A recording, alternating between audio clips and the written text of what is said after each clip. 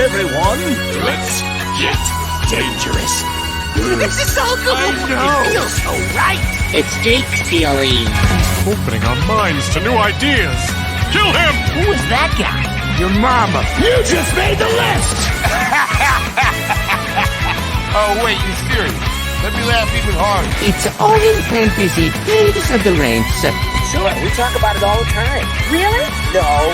Burn.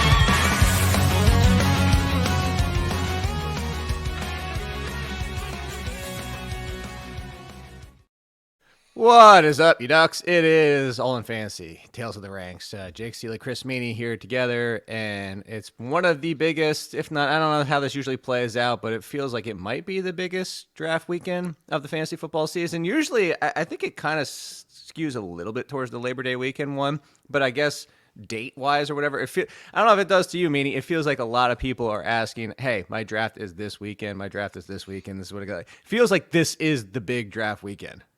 I think it's the biggest. Yes, I think it's the biggest draft weekend. That carries into the week. You know, I have a lot of drafts throughout next week in the evening, but, you know, it's tough to get everybody together for Labor Day weekend. You know, a lot of people want to get together and be in person for a draft, but Labor Day weekend is tough, man. It's the last weekend of summer and family and trips and things like that. So I would say this is the biggest draft weekend of the season. And it definitely feels like I want to draft last weekend, because I like to draft before everybody knows everything. And that's like you try to get ahead. I mean, we were talking about like a month or two ago, so things have changed. A lot of strategy on today's show. We're going to talk like what you think from positionally. My home league, my home auction league, which Jay is now in. I totally want you to be in it, but like it's a hell of a lot easier for Jay to drive up 3.5 hours from North Carolina than it is for you to fly from Canada and probably get delayed 6 times. But, yes, correct. We always have to do Labor Day weekend because there are people who live out of state. They come in for Labor Day weekend with the family, as you mentioned. So unfortunately, I always have to wait till the very last weekend. I'm like, everybody knows everything by this point. And I lost 90% of my advantage, but that's what we're here for. Just hopefully make sure you know everything. So there are some news bits that we didn't get to in the last episode that I do want to talk about. But before we talk about it, I want to talk about draft strategy. Lots of draft strategy. Oh, and as a reminder, make sure you're entering the contest to potentially win Madden. We bumped all the way up. I was out, obviously, with the hospital with Nicole. We were out of the entire top 30 because there's no episodes to listen to because we missed the entire last week. But great job. The first episode back, you guys got all the way up to number 20. If we can get inside that top 10, I will give away a copy of Madden. And even if not, we are giving away memberships to FTN, 3 different memberships. So make sure you get your entries in. All you have to do is subscribe and review on iTunes. Send those screenshots if you give 5 stars. I actually had a dream last night, meaning somebody gave me a 1 star, and what they wrote was like not even logical. Like it sounded like it was like AI. And I was like, they need to remove that. It's AI or something like. That's what I'm dreaming about, apparently. But anyway, if you send those screenshots, Jay Ciely at The Athletic, and also if you tweet about it and screenshot that, that's how you get a full 5 entries to win FTN memberships or Madden as we try to get our customer base. I say customer base, you're our customers. Customer base back. Absolutely. But, as I was going to say, right off the top, because the caller that we got on SiriusXM yesterday, by the way, SiriusXM 1 to 3, Monday through Fridays, if you didn't catch that, it was an interesting question. He's like, I have the first pick. I'm thinking of not taking CMC. With the number 1 pick, like it's your world, your oyster. Meaney, what are you doing with the number 1 pick? Not just Chris Meaney, but what are you, or not Chris Meaney, not just Christian McCaffrey. What are you thinking when you come back on the 2-3 turn in the rest of your draft? Because you know my argument is that you're kind of stuck. I don't want to say stuck because it's a good stuck, but people are worried that Christian McCaffrey's not staying healthy again. I'm taking him, but I feel like you're stuck taking another running back within the first 4 or 5 rounds because I don't want to give up that advantage I have by taking McCaffrey. I don't want to wait and make my second running back Jaylen Warren because what was the point of taking McCaffrey at 1? So is there an argument not to take McCaffrey at 1? I think there is a little one. Anyways, I think there'd be more of an argument if CeeDee Lamb was, signed, on the field practicing and catching passes from Dak Prescott. I mean, this is a guy that I expect if he plays week 1 is going to lead the NFL in targets again. It's a pass happy offense, and he was just from week 11 on, he had a 34% target share, which is by far the best mark in football. And then you have Tyreek Hill, who's been a cheat code over the last 2 years. 1,700 yards in back-to-back seasons. So those would be the three guys I would consider if I was in the one spot. But I would take Christian McCaffrey. I know he's dealing with a calf injury, and 49ers beat reporters have been talking about them being more of a pass-happy squad, and they can be, but CMC is still going to get his, right? I mean, what do you have, 21 touchdowns last year? So get 100 more fantasy points in the next closest thing at the running back position. So you talked about him being on a tier on his own. I agree with that. If I had the first overall pick, I would take him. I don't want the first overall pick, but I would take him. I don't think it's, the end of the world to have CMC on your squad. And it's okay that he's not practicing. I think it's a good thing that he's not. He actually, the report is that he wants to, is that the team's like, chill out, buddy. Like, exactly. We don't even need to see you. Chill out, right? I mean, what's the point of having an injury to CMC in the preseason, right? This team has been to the Super Bowl in 2 of the last 4 years, so they need to have a healthy CMC, and they may actually scale back from him. To your point about, maybe getting running back again, and by the time it gets back to you in round 2 and 3, I think it's a good point, because I know that I'm a big hero RB type drafter, and there's a lot of people out there that are doing that. I think that, I like that strategy. I think it makes a little bit more sense when you get an alpha wide receiver, or you get a couple alpha wide receivers, and maybe you're in the middle or late part of your draft. But to get CMC, again, the GOAT running back, there's a possibility that Derrick Henry is available to you at the end of the second. Most likely Isaiah Pacheco is available at the end of the second. Could go running back with those two guys, or Henry's your second, whatever. Nobody likes Kyron. I'm comfortable with Josh Jacobs, in that scenario as an RB2. And then you can really forget about the running back position and roll with those two guys, as opposed to what you're saying. You're essentially drafting a flex piece with CMC, right? Jalen Warren or something like that, and you lose that advantage of having the RB1 overall. And if you double tap running back, you get the best running back in the room.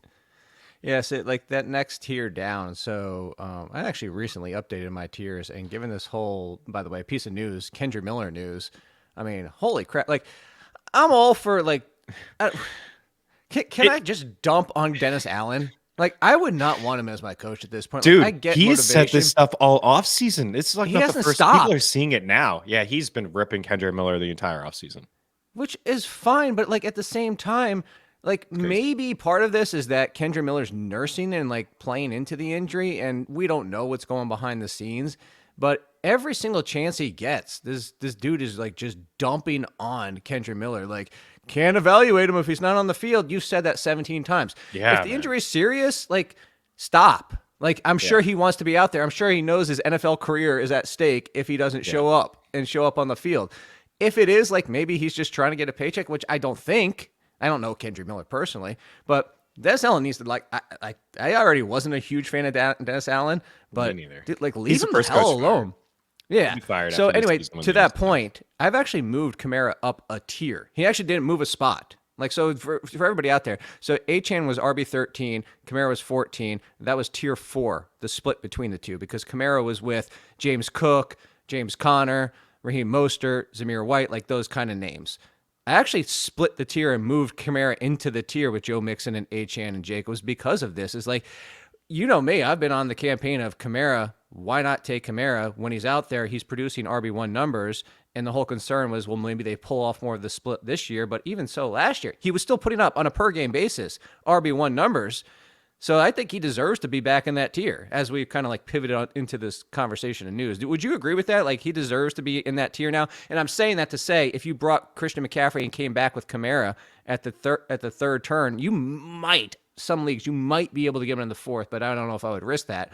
But do you agree with me that he's part of that group now?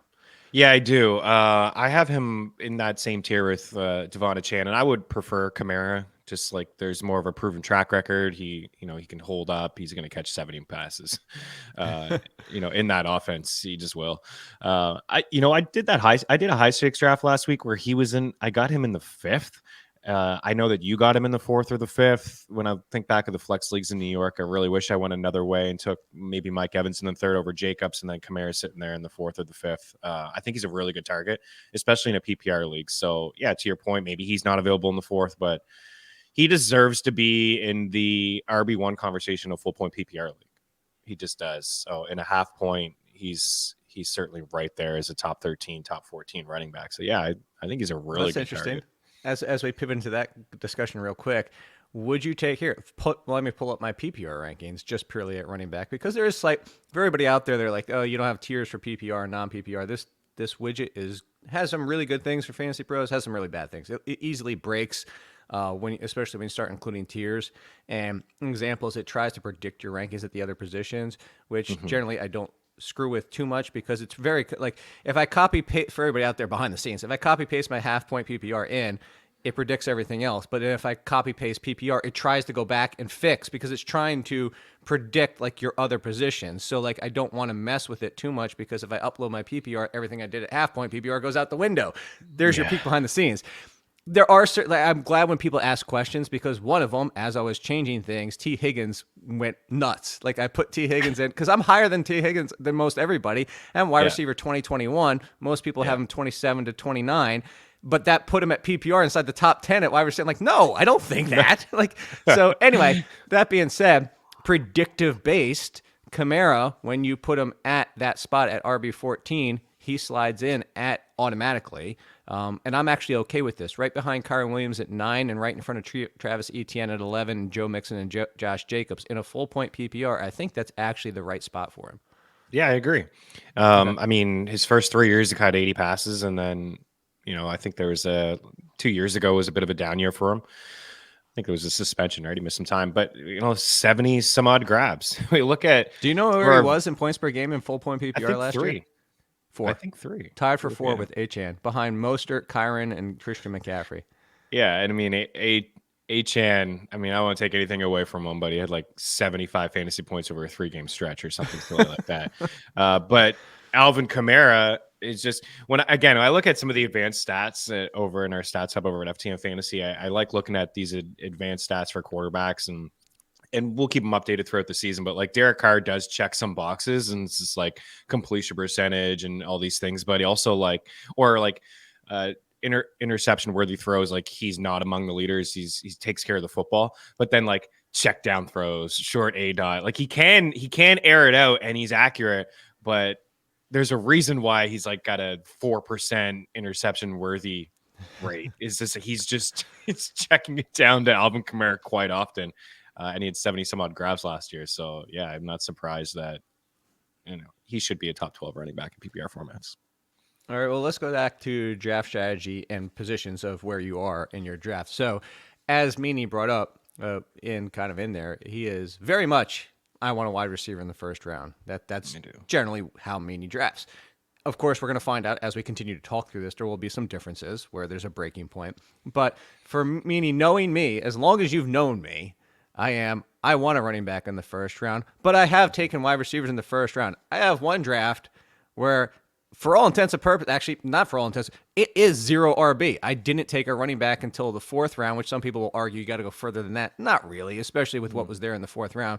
My first running back, who was my first running back in that one? My first was, James Conner. Yes, that is 0 RB in my opinion. Now, of course, a healthy James Conner was actually top 5 in points per game. But the point being, and then I actually took another wide receiver around 5, and then I got a second running back around 6. But that's not Jake. But I'm saying that to say this. Yeah. If I told you, you know this, and everybody should know this, that my number 2 running back right now for this year, and has been, is Jonathan Taylor. I think he's going to lead the running backs in touches this year, which is why. But if I told you that also, where do you think my second running back, so Christian McCaffrey's 1 for me, overall, when do you think I have Jonathan Taylor in pure 1 through 10 in the first round rankings, 1 through 12 actually for first round? But where do you think Jonathan Taylor is? I would say he's overall like 6 or 7. 7. So I go McCaffrey, and then I would go Hill, Lamb, Chase, Jefferson, St. Brown, then Taylor. So Meaney picks 2 through 6. Are you also taking wide receiver in the first round? Yes. Yeah. All those wide receivers that you just mentioned. No, that's when, for me, I'm a little bit different than you. Or wait, that's when I have Bijan. I have Bijan, and that's when I would go Bijan. Bijan. I would combine them both. Are you kidding me? I would take Bijan 101 first overall. Yes, I would too. LaDainian Tomlinson, basically. Absolutely. Kidding me? What a cheat code. I would go Bijan at 7 and then Brees at 8. And Taylor and Saquon are on that tier for me as well. But it's weird. I kind of go back into 2 wide receivers and then I'll go into Really? Taylor and Saquon. That's interesting. Yeah, That's interesting because you say that because I go Taylor, Bijan, Hall, Barkley. So all together. Because they're the same tier. Yeah. And if you want to nitpick and you took Barkley over Taylor, I would be like, that's fine. And then I finish off with, so if you're just going purely down my rankings for round 1, those are the ones. So you have 4 more running backs and then AJ Brown, Puka Nacua to close out the first round. Are either of those or a different wide receiver because your rankings aren't 100% like mine? Just one different wide receiver. I think with the injury, I moved Garrett Wilson. I swapped Garrett Wilson and Puka. Really? I know we're different on Garrett Wilson. I have Garrett Wilson in my home league for like $13, and I'm super excited. There's no way on earth I'm not keeping him. There's no way on earth he's even touchable in a trade. But that being said, I still can't rank him as a wide receiver 1. I am like for snake drafts, I have 0 Garrett Wilson so far. Yeah, no, I get it. And I don't have a ton of him either because he is going, and even sometimes I've seen him go ahead of AJ Brown. We're talking about that running back tier. He's going ahead of those guys too. So yeah, I mean, I guess I don't fully believe that Rodgers can be, even. I mean, we haven't seen him in quite some time. His last year in Green Bay wasn't great, but he was without an alpha wide receiver. This first one without Devontae Adams. I just think the volume alone, it should be kind of close to Devontae Adams like, and even if Rodgers is just an average quarterback, like maybe Gardner Minshew, I think those guys could put up very similar numbers. So I think he belongs in a tier with Adams and Puka and AJ. To be fair, like for your point there, Michael Pittman was wide receiver 15, a little bit lower in points per game last year with Minshew / messy quarterback play at times. So he has to score touchdowns. To your point about getting to the number, he does have to score them, and I think he will. See, and I'm on the other side where I think, so the comparison I made for somebody yesterday, I forget who I was talking to or if it was in the questions on The Athletic, but I compared, and not purely stylistically, but I don't think there's a big difference. If you had style versus style, I don't think there's biggest difference as people might think. My Garrett Wilson comp wasn't this player coming out of college, but I think now in the NFL, fantasy production and a lot of similarities, Amari Cooper. And I think you're going to get a lot of 1,200-yard seasons with 4 or 5 touchdowns. Now, Cooper does have, I think, an 8, if not all. I know he has a 7, but he might have a 7 and an 8 touchdown season. But most, we keep bringing up DJ Moore, but I think that's a good comparison too. But I think the better is actually Cooper at this point. I think Cooper, Olave, and Garrett Wilson, I think are kind of like, if you talked about a tier of production / talent, I think that's who they fall into. And my concern of being a wide receiver 1 is like, it can happen, but most years it won't. So most years I'm going to skew more towards like an Ayuk with 13 with 7, 6, 8, or something like that. And again, we're nitpicking a tier. They're all in the same tier for me. All right. So back to the strategy part of this. If you do end up in that 7 spot and take Bijan, Brees, Taylor, whatever you might do, you take a running back in that 7, 8 spot. Are you definitively going wide receiver in round 2? Like, this is like, I know we preach all the time, don't predict, don't try to figure out what the draft is going to do. And of course, I could say this and say, oh, Bijan, you took him at 7. And then the next couple picks were AJ Brown, Puka Nacua, Garrett Wilson, Mike Evans, Brandon Ayuk, 1 running back, and all of a sudden, like, I know your answer at that point would be like, I hate to do it, but I have to go running back because you just blew up an entire tier at wide receiver, and I'm not going to go for, I don't know, Drake London at that spot. Some people might, but I wanted to present that as in, like, I don't want you to force your answer. I just want to tell you, I want you to tell people Chris Meaney's most comfortable. Your goal is wide receiver in the second round, yes? Yes. Again, it's I'm not married to any strategy as we're talking this thing out. Like, it's not my goal. Whether I go wide receiver or running back in the first round, it does depend on my tiers, as you're just talking my rankings. Like, if I take Bijan or Brees at 7 or 8, like if they were to fall to me, and that's just not happening. I see in most drafts. I mean, both of those guys are top 5 guys. But if I get one of those 2, I'm not automatically thinking wide receiver. Like, if Taylor or Saquon in that tier for me were to fall, I'm not thinking twice. I'm just okay. I'm starting running back. This is See? different And that's- for me. yeah. So I'm definitely sticking to my ranks and sticking to my tiers. And if those guys are gone, then yeah, next up for me would be that run of like, is Adams there? Is Puka Nacua there? I like Chris Olave as a volume guy. I'm comfortable with him as my 2 more so than my 1, but that's where I'm at before I get into like the next tier of running backs with Gibbs and Derrick Henry. Okay. So let's say you start. Actually, let's finish off the first round as a different discussion. At the 11th/12th pick, obviously the turn adds a little extra element to that. But 11/12, what is your hope for the Chris Meaney drafter? Is your hope to actually go wide receiver at that point, to like double tap a Brown, Nacua, Evans, Harrison, Adams, as you brought up, Garrett Wilson? Is your hope to do that, or are you going for more the balance because you know one of those big name running backs is probably there too? Yeah, my hope would be that one of Taylor and Saquon are there at the end. I would love to start with a wide receiver running back. I would love to start with a Taylor, a Saquon mixed in with an AJ, Garrett Wilson, Adams, Puka Nacua. I think that would be an ideal start for me. And if those running backs are gone, I won't be taking Gibbs at the 12, 13. I won't be taking Henry. I won't be taking ETN. So it would be a wide receiver start, again, mixed in with those guys, and AJ, Garrett, Amar, Puka, Devontae Adams. So my ideal start would be to get one of those top 5 running backs, bell cow running backs that aren't splitting time in their backfield, and then an alpha wide receiver. I think that'd be a really good start. So the last question, this one actually just popped into my head while you were answering that. That would be my goal as well. Again, I think that was clear when I said I would like to get a running back. I am 100% actually with Meaney on this, that if Taylor, Bijan, Hall, and Barkley are gone, that I am not starting the Kyron Williams, Derrick Henry, Pacheco tier, even though I love them. And this show, we are high. We continue to be higher than everybody else on Derrick Henry. I don't get it. I don't get why people don't want to get me on board. I can't, outside of injury risk, I can't imagine why people don't want Derrick Henry. I know. But that being said, I'm not taking them at the turn of the first/second round. So I would, if those 5 are gone, running backs, I would double tap wide receiver. But here is the follow-up question that I thought of. You're saying Garrett Wilson, A.J. Brown. Here's an interesting thing. Garrett Wilson, A.J. Brown could be the last of their tier, with Breece Hall and Saquon Barkley the last of their tier. If Breece Hall is the last running back left of the top 5, and Garrett Wilson is the last of that tier, are you afraid to go 2 Jets? If Barkley and A.J. Brown are the same thing, are you afraid to go 2 Eagles? Because I get that question a lot.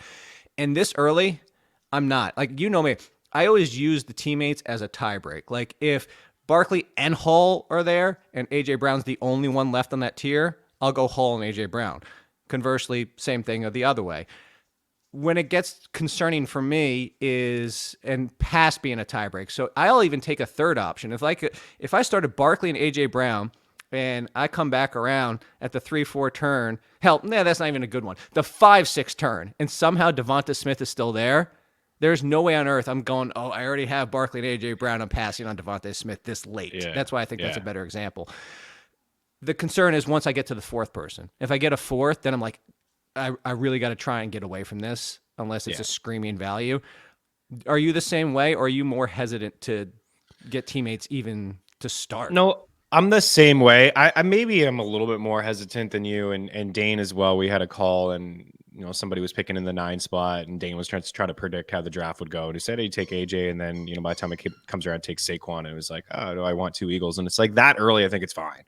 To your point, like it's a good offense. These guys are going in the top 15 picks for a reason. I'm fine with it. I think you could get caught up with just too many. Like, I think 3 is good, and you gave a good example of Devontae. If this guy is just sliding, it's like, oh, man, okay, I'm just going to take them, and I'll just have all the Eagles touchdowns essentially. You just take the value and take what the draft gives you. But I don't have a problem with it. There's not too many in the first 24 picks where there's a scenario like that. I mean, Hill and Devon Chan, you shouldn't shy away from that. If Chan is there in the 3rd, Kyron and Puka is a good one as well. Yeah, Brees and Garrett you brought up. So Drake London, Bijan, like the offense is in some of those teams. It's really just 3 guys. It's not like 3 wide receivers from the Texans and you have Mixon and stuff like that. So those guys are going early for a reason. I'm so glad you said the Texans because that was my next question. Just have a lot of dudes and the Detroit, a lot of guys in the first 24 picks.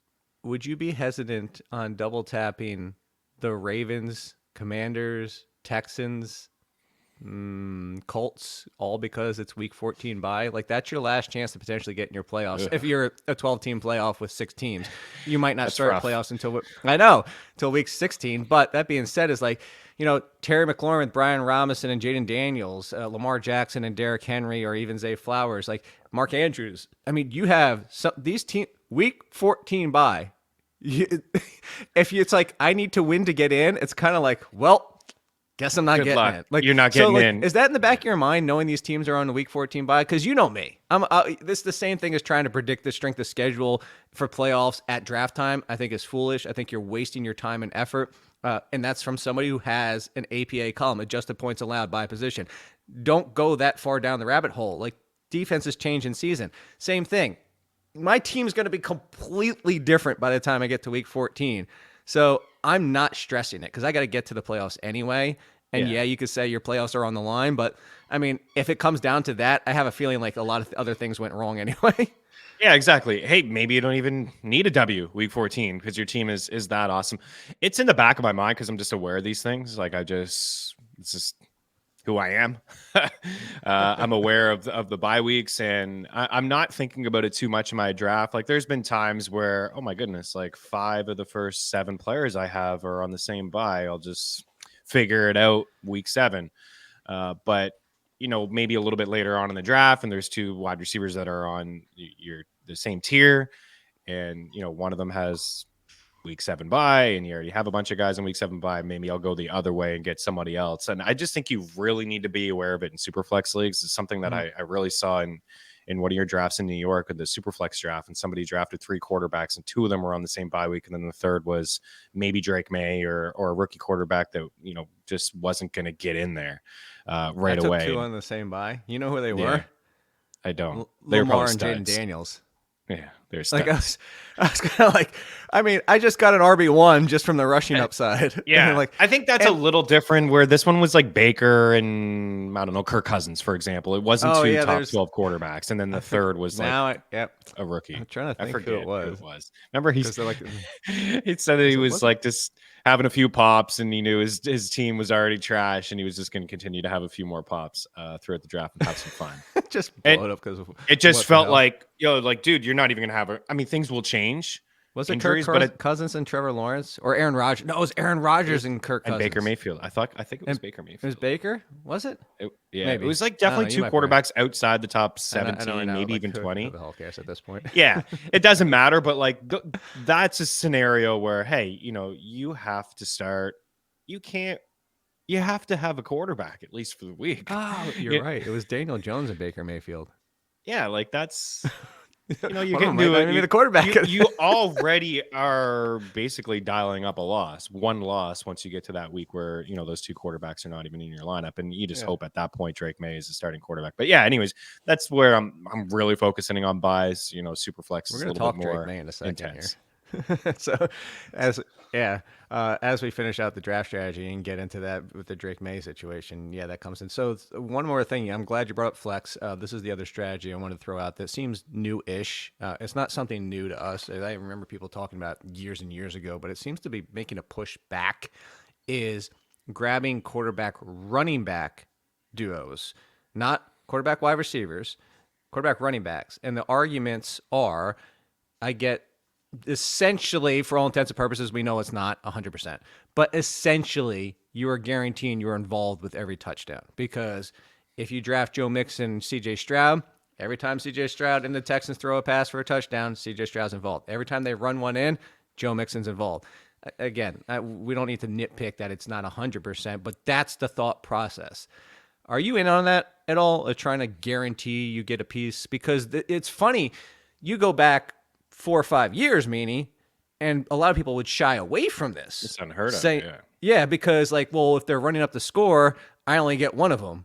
Or like, because like what happens if Joe Mixon runs in 2, the defense gets a third, and all of a sudden CJ Stroud's not passing for the rest of the game? You get that kind of argument. So do you see an argument for this on the positive side, like especially if you get a Mahomes and a Pacheco type of situation? I do. I'm starting to come around on it a little bit. I was more thinking of what you were saying before, and like in best ball's a different beast, but redraft, I just wouldn't like. Yeah, 5-7 years ago, I wouldn't think about doing that unless it really was, a pass catching running back, like a bell cow running back that I knew could maybe catch some touchdowns as well for my quarterback, or it was just what you said, a high powered offense like a Mahomes. Right. And a Pacheco. To be clear, you're not like I want Daniel Jones and Devin Singletary, or even Dak and Zeke. And that's a high powered, potential high powered offense, but a big question mark at the other. It has to be, yes. It has to be, in my opinion, a top 5, top 10 offense, and it has to be like the running back, like Saquon and Hurts, Lamar and Henry. Yeah, you mentioned Pacheco and Mahomes. Like, absolutely, it has to be. Would you consider Daniels and Robinson? Who?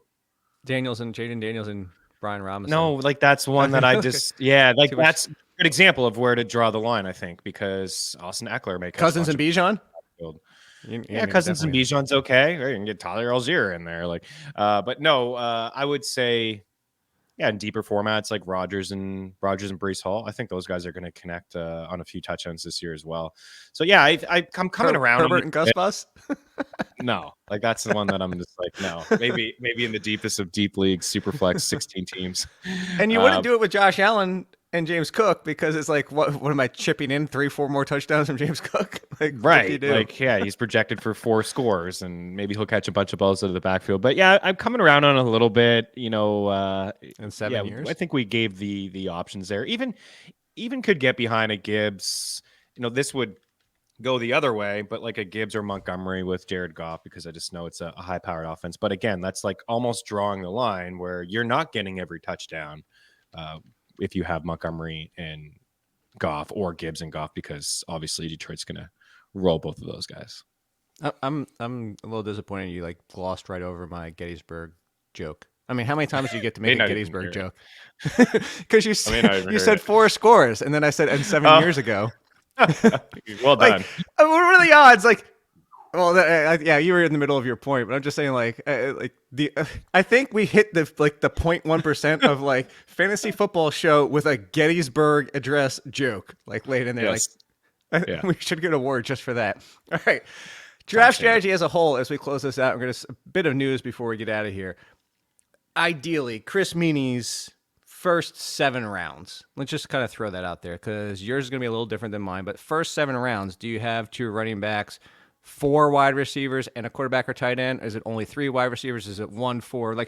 What is I'm in the 7th round and I've already got blank locked up, and at wide receiver I've got 3 in the top 20. Again, this is just for people out there.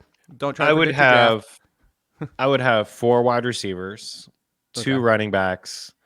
And this year's different for me. I'd have a tight end. Sometimes I get caught up in waiting for tight ends. Sometimes I feel a little uncomfortable. I felt a little uncomfortable taking tight ends early. I know I have done Travis Kelce. I did the SiriusXM Host League last year. Took Travis Kelce early, and it's like, my goodness, I wish I didn't do that. This was the year not to do that. But I want an elite tight end. I don't like chasing. You get caught up. There's been a lot of times where I've just taken a tight end late, and I'm just playing this game, and I'm rotating through all these random tight ends, and I'm missing the touchdowns. I'm chasing the touchdowns. This year, I want an elite tight end.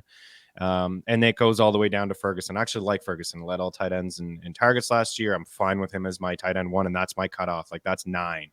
So I want an elite tight end, and that means taking him probably, anywhere between round 4 and 6. So I want 4 wide receivers. I'm going to have 2 backs. I'm going to have a tight end. And I typically wait at the quarterback position. And I'm thinking about quarterback probably with my next pick, round 8 and 9, 7, 8, and 9.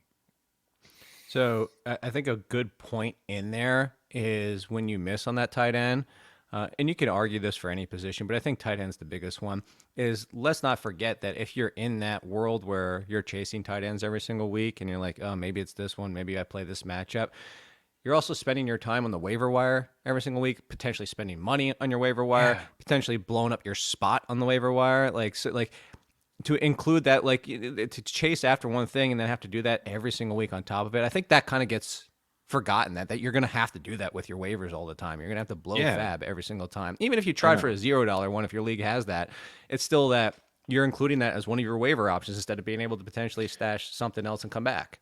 I don't want to waste my fab on tight ends. I don't want to waste my fab on wide receiver 7s or 8s on squads. I may miss on running backs, but that's kind of where my thinking is. Like, things are going to happen to your team and injuries, but like my fab should be spent on running backs. Like, you're not always going to land a Kyron Williams. Maybe the running back that you land is what was that? DiMarcheco? Is that guy still hanging around Arizona? Like, maybe it's one of those guys that the line of demarcation. Remember? Yeah, maybe it's just one of those guys you spend all the fab on him, and he's like a 1 week roll. It's like, what a waste. But like, to me, the fab should be really. I mean, it's different when you construct your team, but you bring up a good point. You're wasting bucks every week on tight ends and wide receiver 7s and 8s. I think your fab should be spent elsewhere and really on the running back position.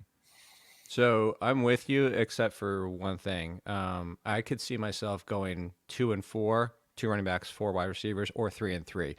Mostly because 7, depending on how your draft is falling, you're in that tier for me with Jonathan Brooks, Najee Harris, Tony Pollard, Javonte Williams, even.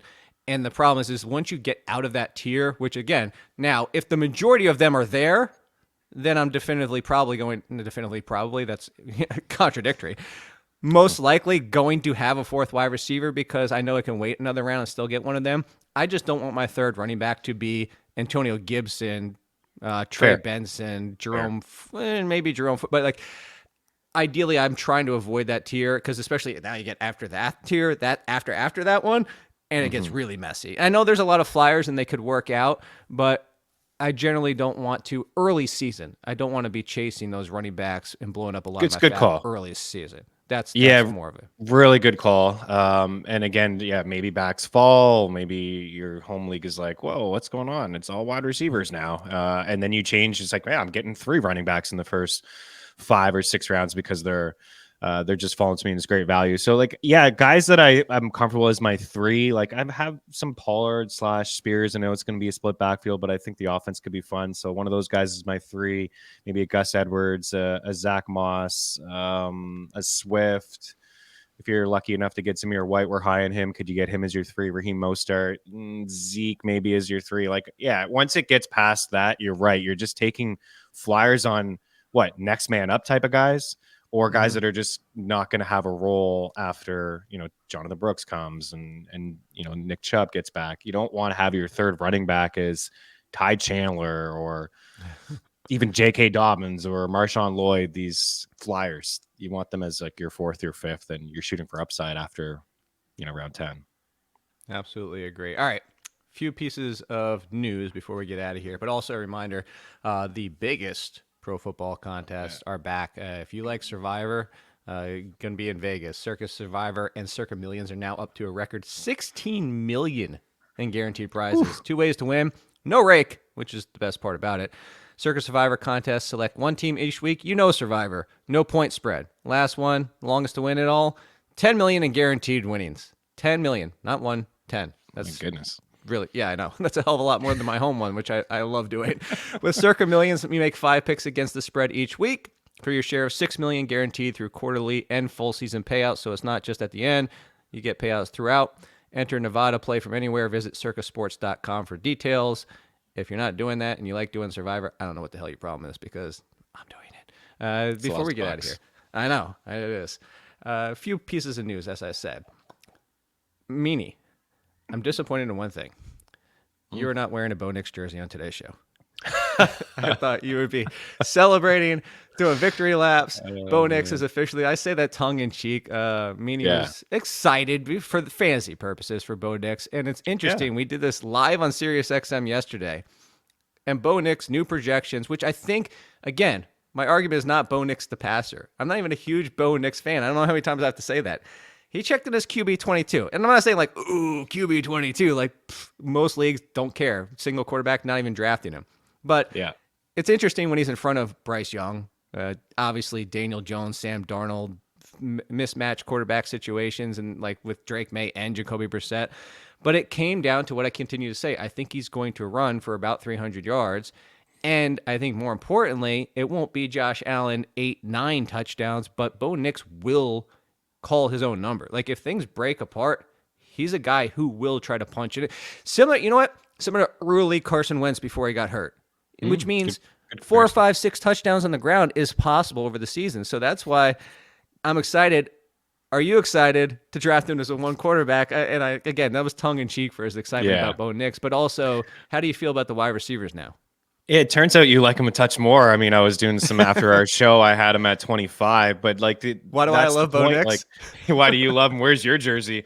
But that's the point here is the rushing upside. I mean, it's not Anthony Richardson and Jaden Daniels upside, but listen, it's 300, maybe 400 rushing yards. Can this guy get 350, 400? Like that's, at least now he's in the conversation of being like on your super flex squad.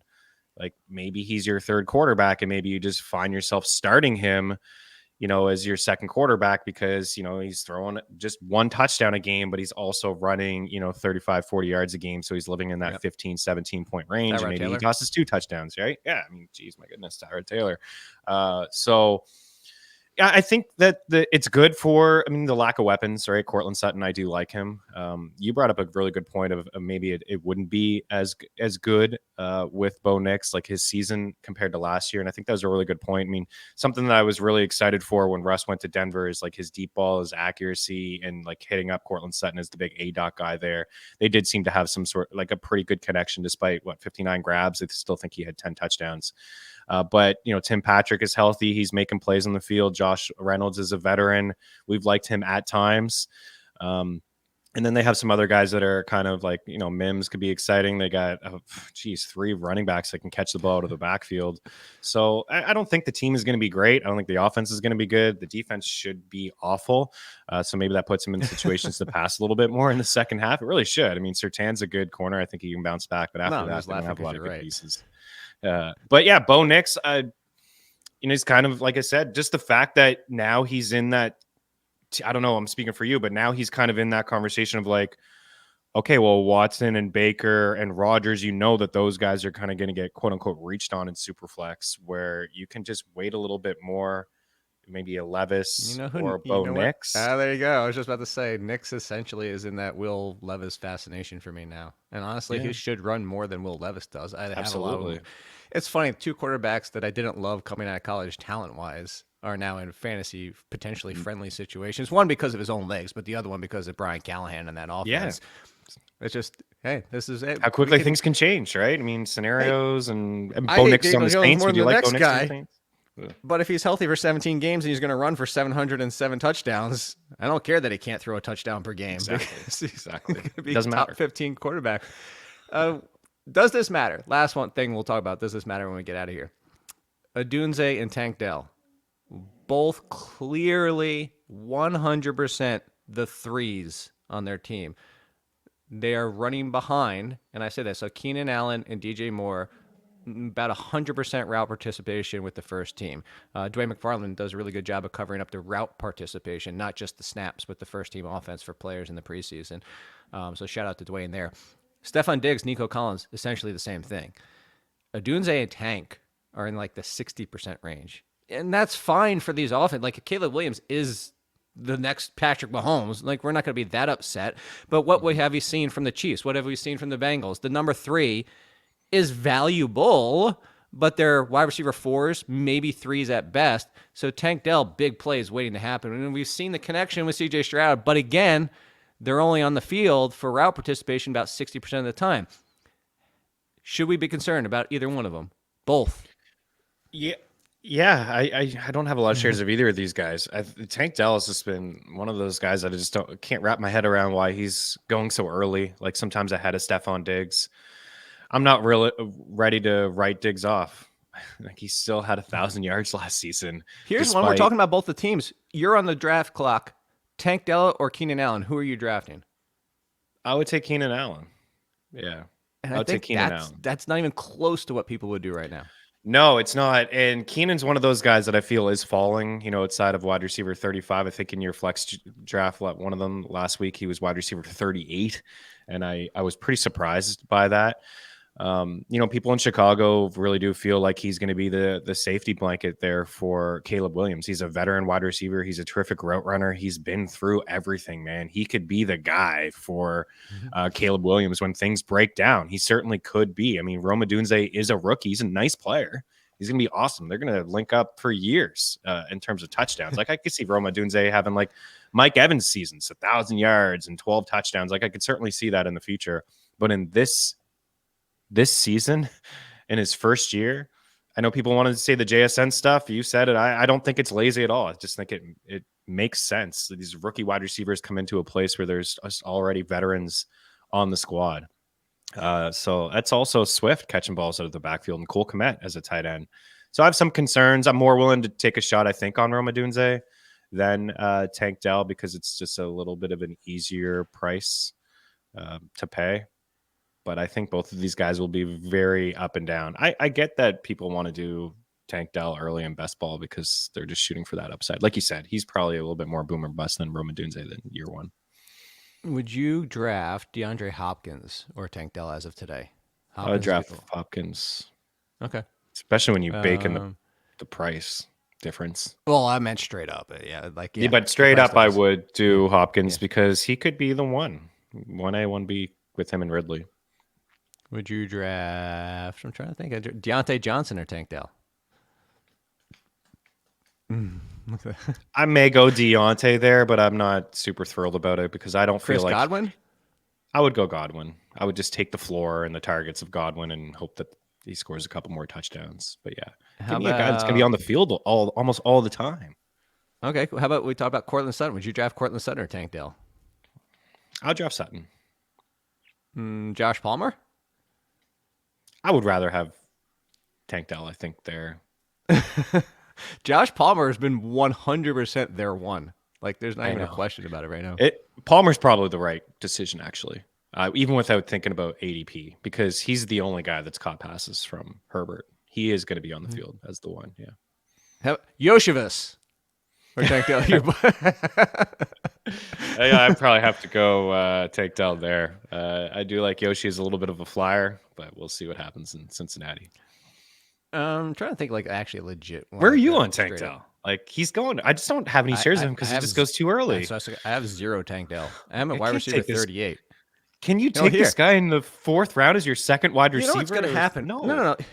Here's going to happen. Tank Dell and Rome Odunze are league winners if something happens in front of them. There's no question about it. But yes.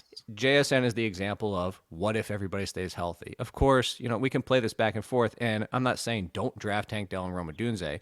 Just where they're going, you're buying into something is going to happen. That's what happened with JSN. JSN was going inside the top 40 last year. And I think he actually even skirted into the top 35. But the problem with Smith and Jigba, as we saw, wide receiver 64 in fantasy points per game, barely inside the top 50 in total points, playing the full season. Yeah, that's the downside. You potentially have somebody on your team the entire year you can't use. You can't even start them. And yes, pretend they are RB handcuffs. That's basically what they are. You're drafting there's a big discussion right now. Who's the backup? If it's Elijah Mitchell still, he just came back to practice. But the big question behind who's Christian McCaffrey, other ones like that. But a really good one is go to Trey Benson. If James Conner gets hurt, Trey Benson steps in, RB2 value. James Conner somehow plays the entire year, you got a nothing burger. Which is, I get it. You're going for the upside. At wide receiver, I think it's a little bit different because the other names that are there. Like this is, for me, why I was throwing out those names, I'll go reverse order in front of Tank because I love Tank Dell. But DeAndre Hopkins, the 2 or the 1. Keenan Allen, 2 or 1. Godwin, 2 or 1. Deontay Johnson, the 1. Brian Thomas, Calvin Ridley, Zay Flowers, Christian Kirk, Michael Pittman. And now we're into Cooper Pickens, Rice, Neighbors, and those guys. I'm not drafting them to start. That's the problem. Is like those guys will start as my wide receiver 2, 3 if I'm really good at what I did in my draft. Yeah. And sure, Tank is your 3 isn't bad, but if Stephon Diggs isn't toast, Tank Dell is going to be 1 good game, 2 bad ones, a decent one mixed in, another good game, and you're going to get that volatility, which really truly makes him a wide receiver 4, going as a fringe wide receiver 2-3. Especially like what we talked about off the top of the show, like, hey, you get a running back and then all of a sudden one of these other running backs fall to you that's in the tier that you like, and then you start running back, and then all of a sudden Tank Dell's your second wide receiver, and there's going to be just so many highs and lows. I mean, what we've seen from him last year is, you said, he's a big play waiting to happen. I mean, this guy is he could get 115 and 2 touchdowns on 4 catches, or he could just be like, hey, this was a big Stephon Diggs and Nico Collins type game. Joe Mixon had 2 rushing touchdowns. Tank Dell, didn't do anything. And we're playing that game like, we like this matchup against this defense, and we're just putting him in our lineups because he's going to have those boom games. So the price tag is pretty expensive for what you're saying is like a handcuff wide receiver type of deal, right? Yeah. It's not like, I'm getting him. It's not like Jameson Williams, I'm getting him in the 9th round. Oh my goodness, if anything happened to Amon-Ra or Sam Laporta, then we're really getting it. Like that's the price is just really, really high. And again, we're not crapping on Tank Dell. Like he does seem like a really good player. Maybe this time next year, we're looking at this team differently, where we're like, man, Diggs actually didn't show a whole lot in the second half. We're done with him. And Tank Dell has shown us that he is good enough to be the 2 on this team, and he's on the field a lot more. And even still, if there's no Diggs, Tank Dell would probably get drafted. I don't know, what would he be, like wide receiver 20, 21? He'd be in there with like not higher. Yeah. Yeah, the Jalen Waddle, Devonta Smith. Exactly. That's what I was going to say. Yeah. Actually, quick question before he gets out of here. Do you care about the Patriots wide receivers? Because I don't. Like every single day, it's like, oh no, Javon Baker's going to have a massive season. How? And then he's not, and then he is, and then he's not, and then like I care about Polk. I care about taking it. I don't even care about Polk. I care to the point where it's like, it's not a pick that's costing you anything, and it's like your 6th wide receiver. Okay, and that's fair. But who knows? Maybe Polk. Yeah, the team is going to be. Oh, there it goes. Well, because awful. Here's the thing: you still have Kendrick Bourne when he's healthy is going to get back into the mix. They've already said that he's at least top 3, if not top 2. Trenton Thornton, by the way, or Tyquan Thornton is now back into the mix of potentially being a start. Like this is one where I'm just like, no, this is not buy the cake, not the icing. This is the spoiled fish and locks in the trash, or I don't even know. I don't know what but like I don't want anything to do with any of them. No, and it's fair. Why should you? Why I try to, when Ramondre's sitting there, I'm just like, I'm okay with this value. Ramondre keeps falling, but I don't want a running back linked to maybe the worst offense in football. And one thing I liked about Ramondre is that I know that he can catch a bunch of balls, but maybe Gibson kind of, steps in the 3rd down role and he's catching passes. Maybe they're on the field at the same time together. I think the reason I have some shares on Polk is one, he's super late. And I just think maybe talent will overtake like the rest of the dudes in there. And then we will see May at some point. And I think that would be good for Polk. So it could be one of those like, it would be, in the second half type deal. May's in play. They're both playing. We're going to find out this week, May versus Brissett. It's not done just yet. It's not. If he has a good game, it's going to be a tough decision to make. It's most likely going to be Brissett, but if May has a really good game, then maybe we'd see him a little bit earlier than I don't think he needs to, but it'd be nice to see because Milton was getting all this run and all the headlines, and I just felt like, why is Milton getting like 8 series and May's only getting 1, and then week 2 it kind of evened out, and now I think we'll see a lot from him in week 3.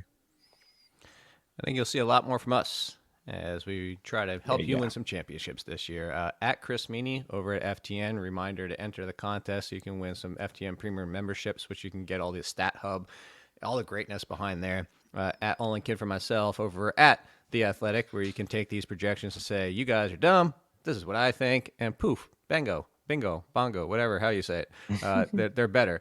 And we'll be back next week for more. And thank you for listening and hopefully subscribing. And I'm doing the same thing I always do. This is my new thing. I'm just going to keep talking every single show until somebody cuts me off just because I think it's funny.